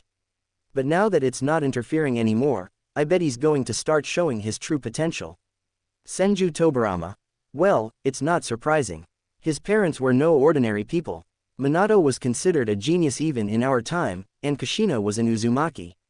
With that kind of lineage, it's only a matter of time before Naruto starts proving he's got the skills to back it up. Uchiha Izuna. What a waste that Sakura ended up in Team 7. If Makoto had been in her place, that team would have been absolutely insane. Hyuga Hazashi. No kidding. Just imagine, Kakashi, the son of the legendary White Fang, a guy famous as the copy ninja. Then you have Naruto, the son of the 4th Hokage, carrying the 9 tails inside him and having Uzumaki blood. Then there's Sasuke, an Uchiha orphan and the son of the clan's patriarch, who's already awakened the Mangekyo Sharingan. And on top of that, Makoto, who was trained by us. This team is ridiculously overpowered. Senju Tobarama. Honestly, Minato may not have been as monstrous as my big brother or Madara, but when it came to learning jutsu, he was a straight-up prodigy. The Flying Thunder God technique isn't something just anyone can pick up. Back in the day, I tried teaching that jutsu to Hiruzen and Danzo. Those two idiots couldn't figure it out no matter how hard they tried. Uchiha Fugaku. Can't really blame them. The Flying Thunder God technique is a pain to learn. When Makoto was going through the Book of Seals, I saw the technique in there too. Namikaze Minato. This jutsu demands insane chakra control and lightning-fast reflexes. Both are absolutely essential. Since it was ridiculously difficult, I tweaked it a bit. Now, if a squad of 4 trains hard enough, they might actually be able to pull off the Flying Thunder God technique. Senju Tobarama. You modified it. Ha, that's impressive, 4th Hokage. I gotta give you credit for that. Namikaze Minato. Lord Second, you're being too generous. Uchiha Izuna. And then there's the Rasengan. I studied it for a while, and it's way more complex than it looks.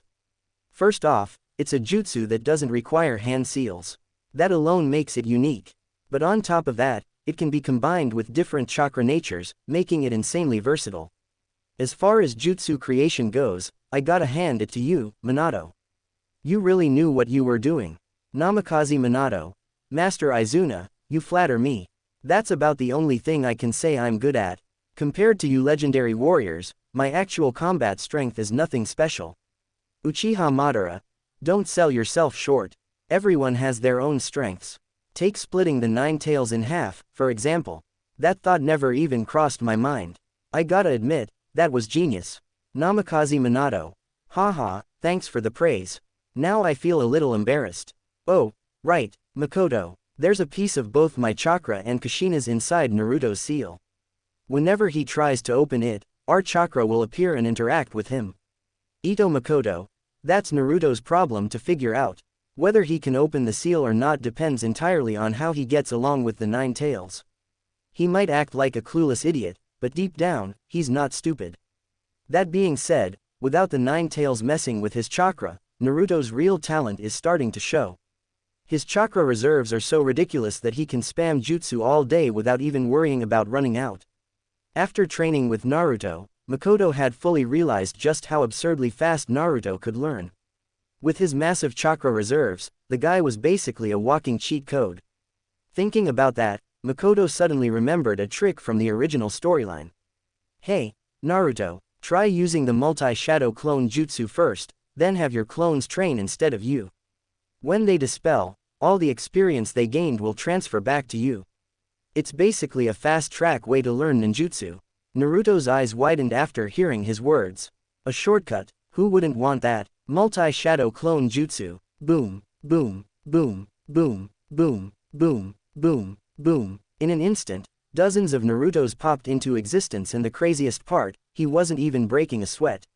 For anyone else, this would have been a chakra drain from hell, but for Naruto, it was like spending pocket change. Without wasting time, all of them immediately threw themselves into training.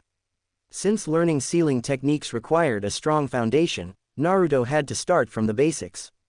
Luckily, Kushina had already passed down the entire Uzumaki sealing arts to Makoto, so now he could properly teach Naruto.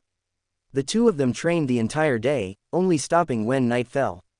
The moment Naruto dispelled his clones, his head spun from the flood of memories. But after shaking it off and adjusting, he was perfectly fine. For a normal person, absorbing even a few clones worth of experience would have been overwhelming. But Naruto shrugged it off like it was nothing. Meanwhile, Sasuke was still dead asleep in the corner. Not wanting to wake him, Naruto hoisted him onto his back and started carrying him back to Tazuna's house. As Naruto walked, Sasuke, who had been frowning in his sleep all day, finally seemed to relax. His face softened, and in a rare moment of vulnerability, he even nuzzled his head slightly against Naruto's shoulder. Sasuke remained in a deep sleep for several days, while Makoto wasted no time and continued training ninjutsu with Naruto. Meanwhile, the bridge construction progressed smoothly. With Gato out of the picture, thanks to Makoto, there was no one left to interfere. Kakashi, however, was completely in the dark about Sasuke's sudden coma. But what really caught his attention was Naruto's drastic improvement. Whether it was tree climbing, water walking, or general chakra control, Naruto had completely leveled up in just a few days. Before long, the bridge was finally completed, and the team prepared to return to Konoha. But there was one major problem. Sasuke still hadn't woken up. With no other choice, Kakashi slung Sasuke over his back, ready to carry him home. Suddenly, Naruto, the genius prankster, suddenly had an idea. A truly evil idea. His eyes gleamed as he remembered one of the most traumatic experiences of his life, Konoha's ultimate taijutsu technique, the legendary 1,000 Years of Death. A technique Kakashi himself had once used on him. Naruto got into position, smirking. Then, with deadly precision, he struck. 1,000 Years of Death. Ah! Sasuke, who had been peacefully sleeping on Kakashi's back, screamed in absolute horror. His soul practically left his body as he shot into the air, clutching his violated rear. He landed hard, gasping for breath. In his panic and distress, his Sharingan flared to life, except this time, it wasn't normal. His Mangekyo Sharingan had awakened. Kakashi just stood there, completely speechless. His mind blanked out for a moment before a horrifying thought crossed it. Wait, did Sasuke just awaken the Mangekyo Sharingan, from getting hit with the 1,000 Years of Death? Kakashi's eye twitched. Should I let Naruto hit me too? After mulling it over, Kakashi ultimately decided to scrap the idea. Using a 3-tomo Sharingan already put enough strain on him. If I awaken the Mangekyo Sharingan, won't that drain me even faster? And besides, his gaze drifted to the little orange book in his pouch. I still need energy to read my beloved Ika novels. Yeah, forget it. Meanwhile, Sasuke, who had just been violated awake, landed perfectly, his instincts kicking in despite the trauma. Still shaken, he turned to Naruto, his voice full of disbelief. Why you're not dead. His eyes darted around, scanning his surroundings. Kakashi, Sakura, Makoto, who was dying of laughter behind his hands, and then, standing behind Makoto, Zabuza and Haku, completely alive. How the hell are you all still alive? Seeing Sasuke's confusion, Makoto finally stopped laughing long enough to explain everything that had happened. By the end of it, everyone, including Kakashi, was stunned. So that's how Sasuke awakened his Mangekyo Sharingan, huh? Sasuke, now fully caught up, said nothing to Makoto for the rest of the journey. But as they walked back toward Konoha, he stared daggers at Makoto's back. He wanted revenge. He wanted to land one good hit on Makoto. But every single time he moved in for an attack, Makoto dodged effortlessly, as if he had eyes on the back of his head. It was infuriating. On the other hand, Naruto was absolutely thrilled about Sasuke's awakening. He bounced around the entire way back, acting like an excited little idiot. But when Sasuke glanced at Naruto, his expression turned complicated. Because he remembered everything that happened in the illusion. Makoto's death had awakened his 3-tomo Sharingan. Naruto's death had triggered his Mangekyo Sharingan. I never expected that the idiots at the bottom of the rank would become so important to me without me realizing it. As Naruto and Makoto continued walking forward without a care in the world, Sasuke's lips curled up slightly. Idiots. After traveling for a while, the group finally arrived back in Konoha. Without wasting time, they headed straight to the Hokage building to report on their mission's success. They explained everything, including Tazuna hiding the true nature of the mission, which resulted in the assignment being upgraded to B rank. Now, Their ninja certificates officially recorded a completed B-rank mission. Naruto was absolutely thrilled. Staring at the words B-rank mission completed on his certificate, he jumped around excitedly. Yes, one step closer to becoming Hokage. Meanwhile, Makoto took the opportunity to explain Zabuza and Haku's situation to Hiruzen, mentioning that the two would be staying in Konoha from now on. After thinking it over, Hiruzen agreed. After all, they were now followers of his student, and their presence could be beneficial to both Makoto and Konoha. That said, the old Hokage secretly decided to keep them under surveillance, just in case. After stepping out of the Hokage building, Kakashi clapped his hands and declared, "Well, that mission was completed perfectly. Next time, barbecue's on me." Everyone cheered, especially Naruto, who was already dreaming about meat. Meanwhile, Makoto handed Zabuza and Haku some money, covering their expenses for a house and their daily needs. With that settled, Zabuza and Haku went off to look for a place to live, while Team 7, including Makoto, headed straight for the barbecue restaurant. Despite Makoto and Sasuke clearly being richer than him, Kakashi insisted on paying. As their team leader and sensei, it only felt right. After all, back in the day, Minato used to treat him, Obito, and Rin to barbecue all the time. Thinking back, Kakashi couldn't help but sigh. We really were happy back then. Looking at his students, he saw a reflection of his past self. Obito, Rin, I'm the leader and teacher of a group of kids. And just like us back then, they're all ridiculously talented and giving me a headache. By the time they arrived at the restaurant, they quickly realized they weren't the only ones with this idea. Kurenai's team and Asuma's team were also here. The young genin all gathered excitedly around a large table, while their three team leaders sat down at another, prepared to supervise and secretly enjoy some peace. Asuma had a cigarette between his lips as he turned to Kakashi and said, "Kakashi, I heard your team pulled off something crazy this time, AA rank mission. And for a new squad to complete it, that's pretty damn impressive. You really live up to your name, Copy Ninja." Kakashi rubbed the back of his head, looking a little sheepish.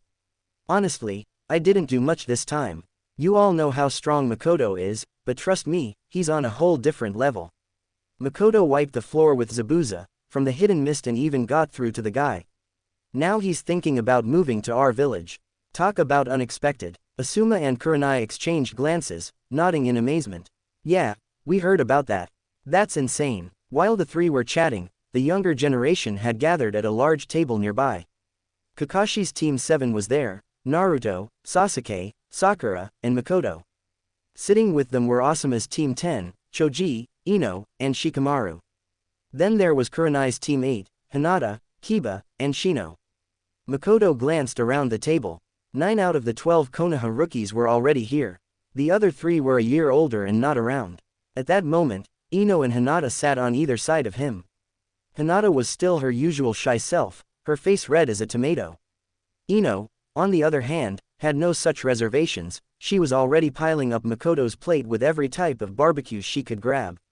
Sasuke wasn't too happy about losing his usual seat to the 2 girls, but he kept quiet.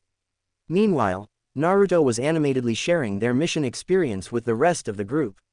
Of course, he conveniently left out anything about the 9 tails.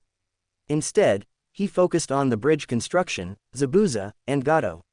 "I'm telling you, that bridge is huge.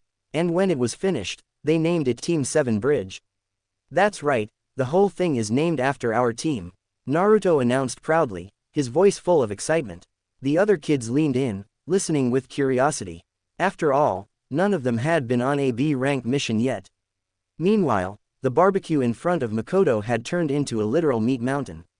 Ino kept piling food onto his plate without hesitation, and seeing this, Hinata refused to be outdone. She gathered all her courage and started placing pieces of barbecue in front of Makoto as well. Watching this, Shikamaru let out a long sigh. "Women are such a drag," he muttered. Despite his words, he was happily munching on his barbecue, his eyes shining as he listened to Naruto's story. Every now and then, he even handed a few pieces over to Naruto. On the other side, Kiba's little puppy was bouncing up and down on his head, as energetic as ever. Shino remained as quiet and unnoticeable as always. Sasuke, noticing Choji occasionally sharing barbecue with Naruto, hesitated for a moment. Then, in a slightly awkward manner, he picked up 2 pieces and placed them on Naruto's plate. This small gesture did not go unnoticed. Sakura stared in shock, then immediately felt a surge of jealousy and envy. Senju Hashirama.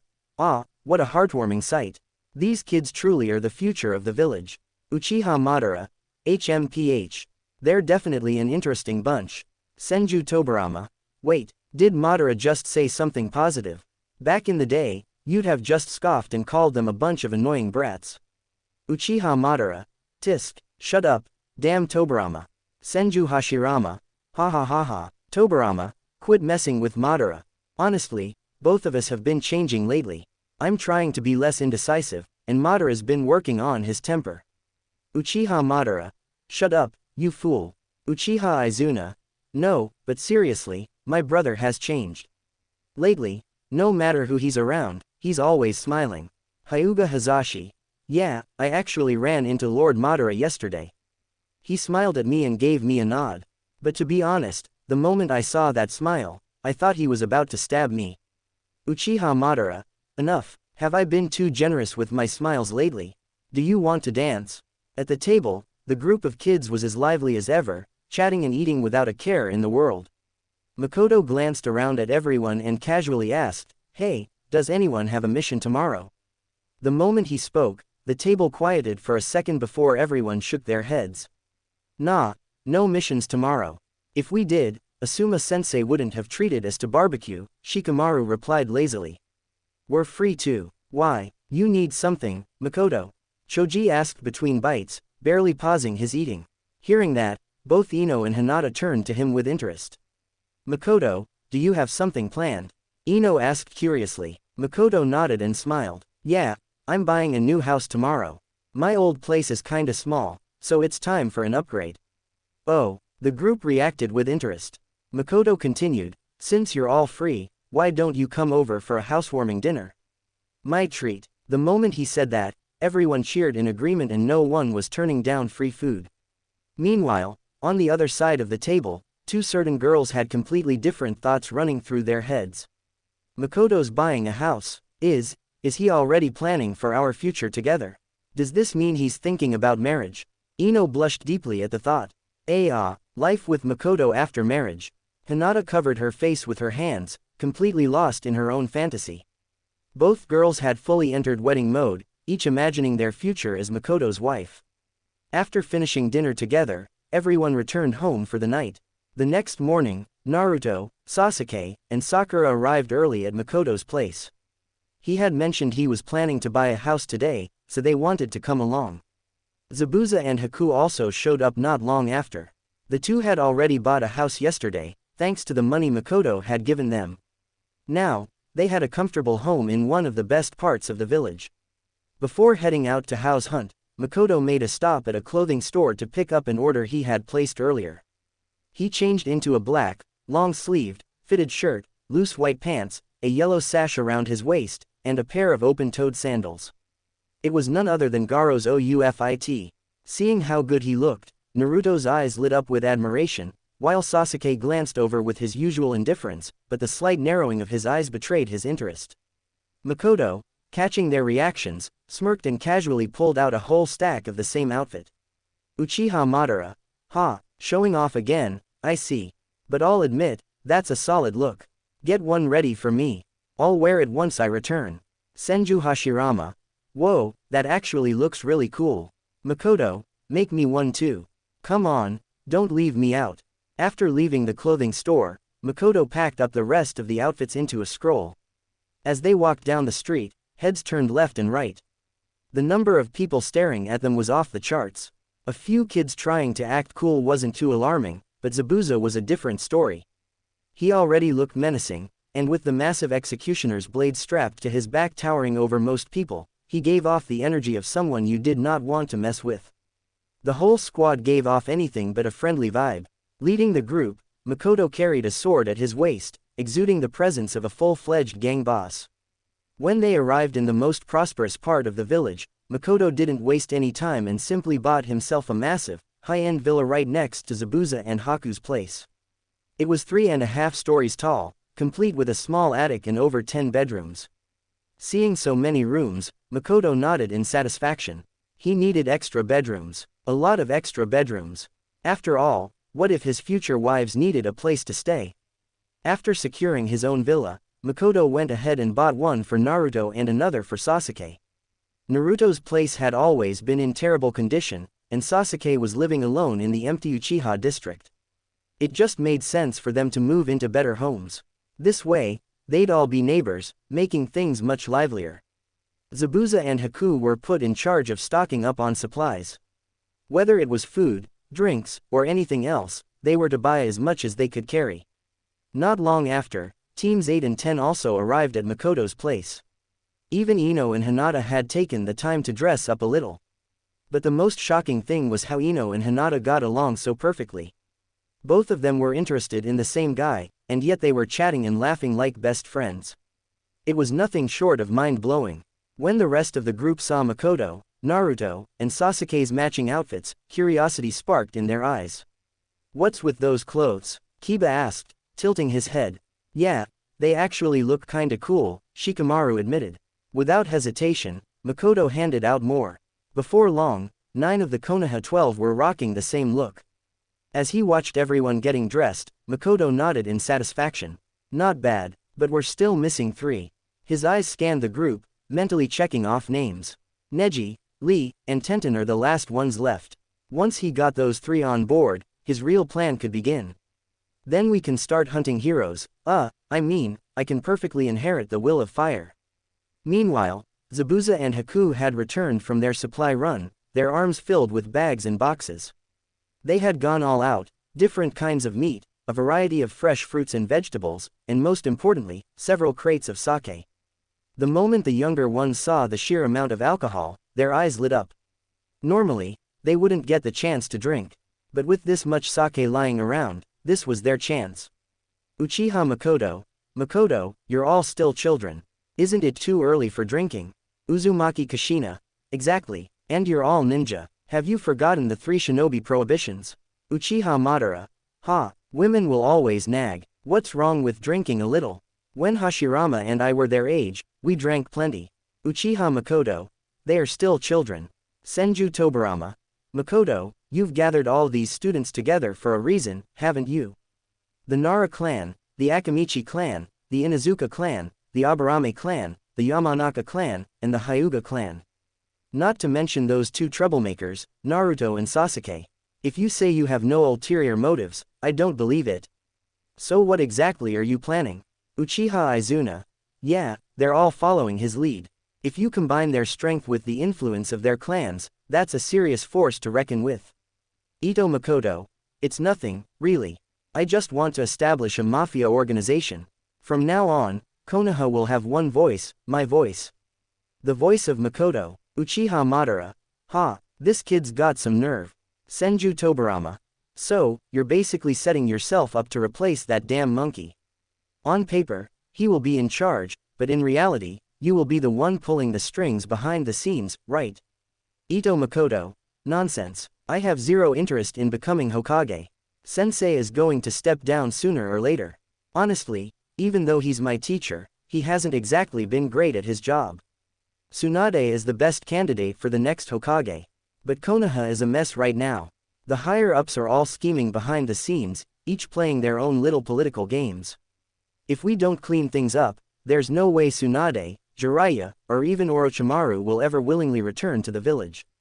Speaking of Orochimaru, I've said it before, he's a genius. What's the big deal about a little human experimentation? There are plenty of enemy ninja out there. If we need test subjects, just grab a few from a village that doesn't obey Konoha. Problem solved. People act like human experimentation is some great crime, but let's be real, how many people die in war? The casualties from one war could supply a lifetime of experiments. Senju Tobarama, you're thinking way too far ahead. The people you've gathered are still just kids. If you want them to take charge of their clans, you'll have to wait years for that to happen. Ito Makoto, have you already forgotten what's inside me? I've got a whole bunch of 9-tailed foxes. When the time comes, I'll hand out one to each of them. With their clan's secret techniques on top of that, taking down every other village will be as easy as flipping a switch. After chatting with the heavyweights in the group, Makoto turned his attention to the future top fighters of Konoha standing before him. Without hesitation, he raised his glass. 6 years ago, we all entered the academy, each of us dreaming of becoming great ninja. He paused, letting the words settle before continuing. But over these 6 years, we've all been through a lot. Some of us have experienced huge changes in our families. Makoto glanced at Sasuke. Some were just losers. I was one of those losers. The moment Makoto said that, the room fell silent. Everyone was now focused on him. Shikamaru took a slow sip of his drink, his eyes narrowing slightly as he listened. But before Makoto could continue, Naruto suddenly jumped in. Makoto, I was at the bottom of the class too. But thanks to you, I've come so far. Now, I'm a great ninja. Makoto smiled at Naruto's words, then turned his gaze toward Shikamaru. The two simply locked eyes, a silent understanding passing between them. Shikamaru let out a sigh, scratching his head as if this whole conversation was just one big hassle. Man, what a drag. Ignoring the lazy genius, Makoto continued. My late father once had a fortune teller read my future. She said I was destined to become a leader, one who would need to make many sacrifices to reach his goal. He paused for a moment before shaking his head. But I disagree with that. I believe that life and death are in our hands, not fate's. We've studied together for 6 years and we know each other better than anyone. So, I won't hide anything from you. Last time, when Team 7 and I went on a mission, I personally helped Sasuke and Naruto get much stronger. Right now, the two of them are miles ahead of the rest of you. Hearing this, everyone turned to Sasuke and Naruto with skeptical looks. Without hesitation, both Sasuke and Naruto nodded, confirming Makoto's words. Seeing their reactions, Makoto continued. That's exactly why I don't want us to fall behind. The Konoha we live in today still belongs to the older generation. Not to us, but that has to change. I want our voices, our generation's voices, to be heard in the village. Raising his glass once more, Makoto smirked. So, here's to the future clan leaders. May we all rise together. After hearing Makoto's words, everyone immediately understood, he was trying to form a group. Almost everyone here was the heir to their family's clan. If they could truly unite, they would become a force no one in Konoha could ignore. Sasuke and Naruto didn't say a word. Instead, they simply took a sip of their wine, silently making their stance clear. Meanwhile, Ino wasn't even paying attention to his words. Instead, she suddenly grabbed Makoto's arm. Makoto-kun, no matter what you do, I support you, she declared confidently. Hinata, standing nearby, wasn't as bold. She lowered her head slightly, fidgeting with her fingers. I will support you too, she mumbled softly. At that moment, all eyes turned to Shikamaru, who had been quietly observing Makoto. He let out a small sigh. Makoto, are you seriously trying to compete for the Hokage position? That's way too early for us. We're still kids. Our families don't even take us seriously yet. But the thing is, I can't figure out what your goal actually is. It doesn't seem like you're after the Hokage position. So tell us, what are you trying to do? Makoto chuckled and shook his head. Hokage, nah, I don't care about that small stuff. He then explained his great dream, the same great unification dream he had once shared with Team 7. By the time he finished speaking, the room had fallen into stunned silence. I never expected this. Makoto, you actually have that kind of dream. This is crazy, but damn, it's exciting. I feel like my blood's boiling just thinking about it. But is something like that even possible? Even Shikamaru, the ever-cautious genius, looked completely shocked. He rubbed his temples before speaking. Hey, isn't your plan a little too outrageous? Makoto's response was simple. Where there's a will, there's a way. With all of you backing me up, I know we can make it happen. Shikamaru stared at him for a moment, then let out a deep sigh. Man, what a drag. But you know what, it does sound kinda fun. If we're gonna do something this crazy, might as well go all the way. Who knows, maybe one day, we'll actually pull it off. With that, everyone raised their glasses. This group of young shinobi, who would later become legends, had just taken their first step towards something far greater than they could imagine. This day would go down in history as the first great unification conference. After everyone had their fill of drinks, they hung around for a bit before heading home in the evening. The next few days were pretty uneventful. There weren't any major missions to take on, and even when there were tasks, they were just minor errands that could be wrapped up in no time. With so much free time, the group spent most of their days training together. Days passed one after another. A bunch of kids, all dressed in matching outfits, strolled down the street like a little parade. "Hey, did you hear? The Chunin exam is coming up soon," Ino said as she walked beside Makoto. "Lately, I've been seeing more and more ninjas from other villages around here." "Yeah, I heard we're all supposed to take part this time, right?" Kiba chimed in. "That's right, Kakashi-sensei already told us that Team 7 is in," Naruto said, practically bouncing with excitement. "Same here, our Team 8 is joining too. And so is Team 10, added Shikamaru with a sigh, already looking exhausted just thinking about it. Hinata turned to Makoto, glancing at him shyly. "What about you, Makoto-kun? Did the Hokage say you could take part?" Makoto laced his hands behind his head, looking relaxed. "Yeah, I'm in, but since all of you are in teams of 3, I'm going solo. The difficulty level's definitely higher, but hey, with my skills, I'll be fine." As he said that, a thought popped into his head. So it's finally time for the Chunin exam, huh? The big event is about to begin. Just then, a loud commotion caught everyone's attention. They turned to see a man with face paint holding Konohamaru up in the air like a cat that had misbehaved. Standing next to him was a stunning blonde girl, watching the scene unfold. Makoto took one look at them and smirked. Well, if it isn't Kankuro and Temari. What a coincidence. Naruto, having known Konohamaru for a while, considered himself the kid's big brother. So the moment he saw Konohamaru getting pushed around, he didn't hesitate and rushed in headfirst. But this wasn't the same Naruto from the original timeline. Likewise, Kankuro, being the hot-headed guy he was, wasn't about to back down either. The two clashed almost immediately, but to Kankuro's shock, he was actually losing, to a knucklehead who barely looked like he had a brain cell to spare. Naruto had improved drastically over the past few months. His control over Chakra had skyrocketed, his ninjutsu had sharpened, and he could even pull off the Rasengan with the help of his shadow clones. On top of that, he'd dived into sealing techniques, and whatever had gone down between him and Kurama during that time, the fox had stopped messing with his chakra and even helping him sometimes. Shikamaru watched the unfolding fight and muttered, "They look like Sand Village ninjas, and from the way they carry themselves, they're not weak." Sasuke, as usual, walked up with his signature aloof expression. "Doesn't matter where they're from. They're looking for trouble, right?" With that, the Konoha rookies all stepped forward, surrounding Kankuro and Temari like a bunch of delinquents ready to throw down. Temari's eye twitched as she glanced around at them. "Wait, isn't this the Leaf Village? Why do these guys look like a street gang? And they're all wearing leaf headbands. Has Konoha turned into some kind of underground syndicate? Hey, Kankuro, knock it off," she yelled, feeling uneasy about the situation. Kankuro turned his head toward her, but he wasn't looking so confident anymore. He was too busy getting his ass kicked. Kankuro wanted to stop, but he physically couldn't. "Hey, you guys are from the Sand Village, right?" Temari snapped out of her daze when Makoto casually walked up to her. She gave him a once-over, taking in his appearance. Damn, he's kinda handsome." Before she could respond, she suddenly felt two sharp glares directed at her. Ino and Hinata were both eyeing her like she was a potential enemy.